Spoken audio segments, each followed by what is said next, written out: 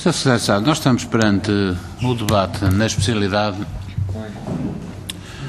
de uma proposta de lei que pretende efetuar a tradução daquilo que são os termos do Tratado Orçamental para a Lei de Enquadramento Orçamental. E, portanto, parece, segundo a ótica de alguns partidos, que a questão se resume fundamentalmente à qualidade da tradução. Isto é, se o Governo traduziu bem, se traduziu tudo, se traduziu mais ou menos, se traduziu aquilo que devia ou se deixou algumas coisas por traduzir e, portanto, digamos que o debate da especialidade perde-se em torno destes pormenores. Não esperará certamente que eu perca tempo com a qualidade dessa tradução, nem com aquilo que foi ou não foi traduzido. De facto, o que está a ser traduzido é que é grave, em termos substanciais, independentemente da qualidade da tradução. E a verdade é que nós estamos perante uma integração na legislação portuguesa daquilo que é uma espécie de um garrote à nossa soberania orçamental e à possibilidade dos portugueses de decidirem de forma autónoma e própria aquilo que são os caminhos pelos quais se há de reger. Naturalmente que há curiosidades neste debate, as curiosidades neste debate, enfim, prendem-se com aquilo que todos sabemos, todo o processo de aprovação do Tratado Orçamental, as lágrimas de crocodilo que alguns verteram em torno dessa aprovação, dizendo que só aprovariam se e quando fosse o Tratado da União Europeia adendado de uma norma para o crescimento, ou de um pacto para o crescimento, ou de uma adenda para o crescimento, coisa que naturalmente não se veio verificar, como estava bem de ver, mas naturalmente isso não impediu que quem disse isto e quem carpiu estas lágrimas não tivesse também aprovado o Tratado Orçamental e agora se veja maniatado a aprová-lo e a integrá-lo na legislação interna, por mais profissões de fé que aqui anuncie ou que vá repetindo, enfim, aí nos jornais, na comunicação social, repete as profissões de fé, mas a verdade é que o voto e a amarra está aqui neste documento e naquilo que vão aprovar. De qualquer maneira, eu não queria fugir a este debate porque me parece que é útil aproveitar esta embalagem para abordar no tema da lei alguns outros problemas, esses sim parecem mais importantes do ponto de vista daquilo que é o enquadramento orçamental. E sem prejuízo de observar alguns aspectos mais ostensivamente ofensivos, deixe-me utilizar esta expressão porque é aquela que me ocorre e que traduz mais fielmente a fotografia do que aqui se passa, mais ostensivamente ofensivos daquilo que é a capacidade de decisão do Parlamento. E comecemos então pela tradução.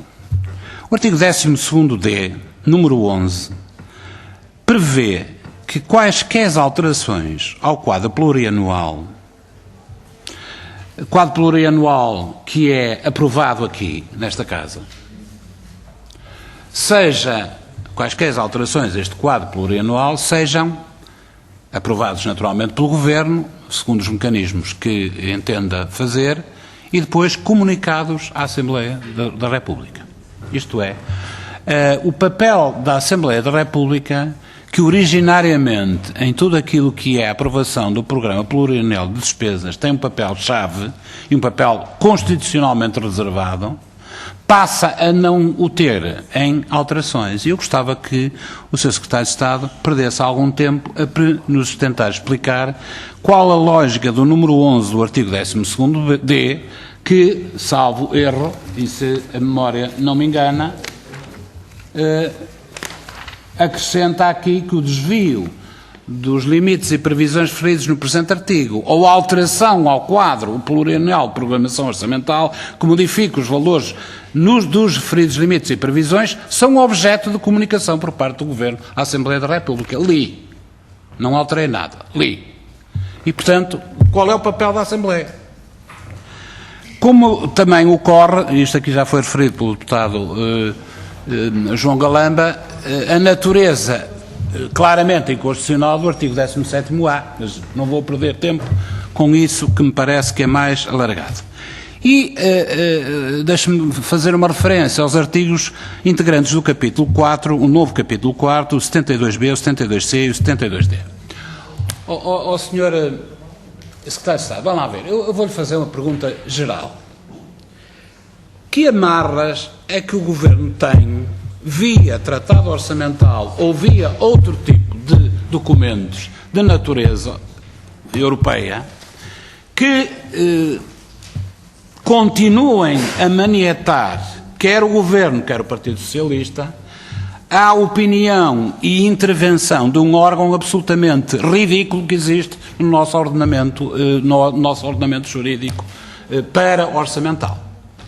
Uma entidade que foi criada no âmbito da LEO, que foi objeto de uma legislação posterior e que manifestamente ao longo da sua vida, que é curta, deu mostras evidentes da sua incapacidade, por melhor imprensa que tenha.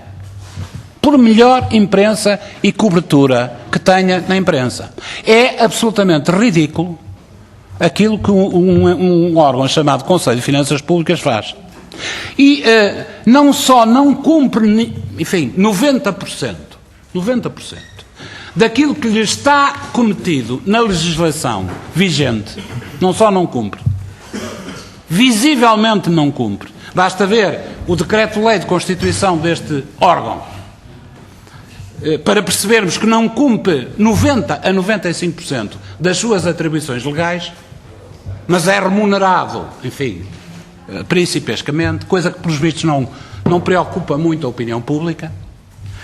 Como na LEO, na proposta de lei das finanças regionais, não sei se não conheço em detalhe, na proposta de lei da lei das finanças locais, não sei se é o caso, portanto não vou avançar, lhes são cometidas atribuições e competências para além daquilo que era a configuração legal, isto é, novas competências, novas capacidades de intervenção, como é o caso visível deste novo capítulo, 72, capítulo 4, o artigo 72B, 72C, 72D, onde, vejam bem, o reconhecimento de desvios significativos do déficit da situação orçamental do país é cometida a esta entidade ridícula. E mais, e depois quem aprecia o plano de correção deste desvio é novamente esta entidade ridícula. Em vez de ser, por exemplo, o Parlamento, que devia ter esta capacidade, quer de reconhecer o desvio ridículo, quer de aprovar o plano de correção, por mais desacordo que eu tenha com ele, ou que eu pudesse ter com ele, como membro eleito deste Parlamento, a verdade é que reconheço ao Parlamento esta competência. E os senhores, neste capítulo 4, atribuem o reconhecimento do desvio e a apreciação, em primeira linha, do plano de correção do desvio a esta entidade ridícula que não faz nada. Nada. E os senhores assumam-no de uma vez para todas. E, portanto, a pergunta que eu tenho para lhe fazer é: que amarras é que o PS, o PSD e o CDS têm, em termos internacionais, para dar e continuar a dar cobertura a esta instituição? Isto era que eu gostava de ver respondido. Duas perguntas de outra natureza. Para concluir.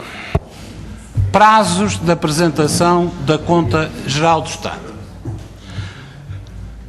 É visível e reconhecido que há um consenso por parte de vários intervenientes, Tribunal de Contas, Assembleia da República, esta Comissão, de que teria toda a utilidade antecipar muito a apresentação da conta, do relatório da conta do Geral do Estado do ano precedente, fazendo-o antecipar relativamente à discussão do debate do orçamento do ano seguinte.